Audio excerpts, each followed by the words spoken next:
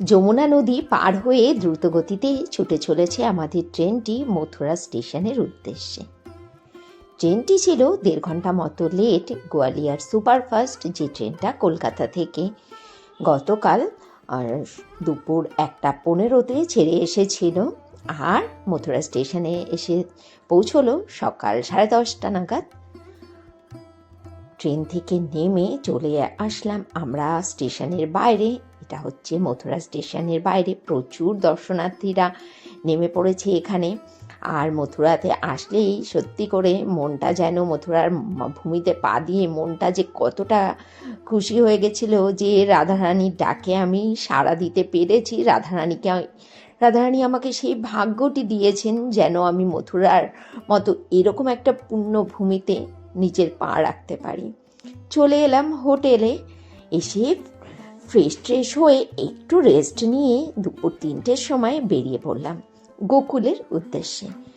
আমরা যে অটো করে এসেছিলাম হোটেলে, সেই অটোওয়ালাকে রিজার্ভ করা ছিল গোকুলটা ঘুরিয়ে দেওয়ার জন্য। অটোওয়ালা নিয়েছিল আমাদের কাছ থেকে 500 টাকা।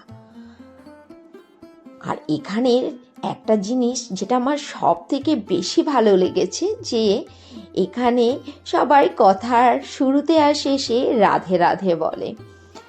মনে হচ্ছিল যেন মন থেকে যে এই রাধে রাধে বলতে গিয়ে আমরা হয়তো অনেকটা পুণ্য অর্জন করছি। এই যে পুকুরটা দেখতে পাচ্ছ, কথিত আছে এই পুকুরেই নাকি শ্রীকৃষ্ণের 6 ষষ্ঠীর যে জামা কাপড় সেগুলো ধোয়া হয়েছিল। আর এটা দেখতে পারলে গোকুলের প্রবেশদ্বার। আর এখানে ম্যাক্সিমাম জায়গাতেই ভিডিও শ্যুট করা যাচ্ছিল না, বারণ ছিল, এই জন্য আমি বেশি ভিডিও ক্লিপ নিতে পারিনি। গোকুলটা ঘুরে সন্ধে আবার ফিরে চলে এলাম হোটেলের কাছাকাছি। আর এখান থেকে এসে প্রতিষ্ঠা খেয়ে নিল ফুচকা। এখানে দেখতে পারলাম ভ্যারাইটিস রকমের জল দিয়ে ফুচকা সার্ভ করা হয়। আমি আর ছেলে খেলাম ধোসাটা বেশ ভালোই ছিল খেতে। আর একটা ভালো জিনিস যেটা আমার এখানে আরও ভালো লাগলো, যে এখানে ওরা পেঁয়াজটাকে ভেজের মধ্যেই ধরে, আর আমরা তো পেঁয়াজটাকে নন ভেজের মধ্যে ধরি। ধোসাটাও বেশ ভালোই ছিল। রাত্রিবেলার খাবার হোটেল থেকেই নিয়ে নিয়েছিলাম রুটি, মিক্স ভেজ আর কড়াই পনির। আর আমি সাথে করে যে মিষ্টি নিয়েছিলাম, এই দিয়ে ডিনারটা সারবো। আজকের মতো যাই, টাটা।